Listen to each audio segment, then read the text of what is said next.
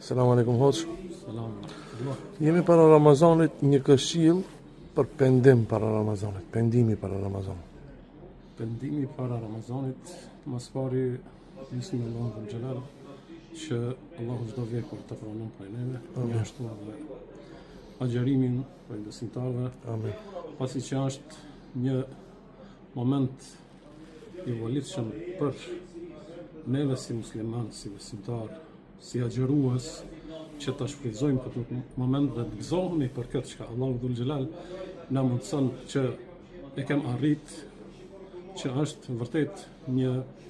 pasuni e madhe nga ana e Allahu dhul Xhelal që muslimanit ja ka mundsu të arrijnë të agjeron muajin e bekuar të Ramazanit, edhe është një moment që ai për krejt atë që e ka kalu, ta shfrytëzon momentin, kohën që është pastrim mas pari në gjitha aspektet dhe në aspektin shpirtëror. Sahabët radiallahu ta'ala anhum, kur e prishin Ramazanin, ata vërtet u gëzoheshin shumë që e kanë arrit Ramazanin, që ka qenë një moment i volitshëm për ta, po edhe për neve si musliman, padyshim se është një moment që qysha thash se Allahu dhul Xhelal neve si ummet na ka dhënë shumë dhunti, shumë mirësi, që përmes këtyne ibadeteve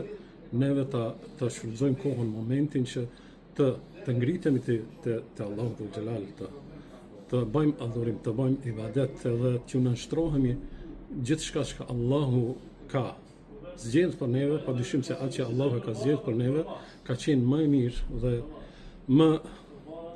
fitimprurse për besimtarin, që ati i sjell shumë mirësi, qoftë në këtë botë, po padyshim se mirësitë më të mëdha besimtari do t'i përjeton kur Allahun do ta takon. Atëherë, pasi që është një ibadet me shumë mirësi, neve këtë ibadet çka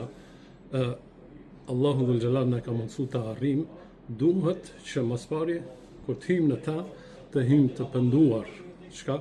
të jemi të pastër, pasi që për çdo namaz, kur hymë në namaz, para se me hymë në namaz, duhet të pastrohemi, padyshim. Edhe për shumë, padyshim se me abdes, po edhe për agjerim për Ramazan, duhet që të pendohemi me sinqeritet, edhe ai pendim nuk do të kishte qenë me vend që neve atë ta bëjmë vetëm për hir të Ramazanit, por ta bëjmë për hir të Allahut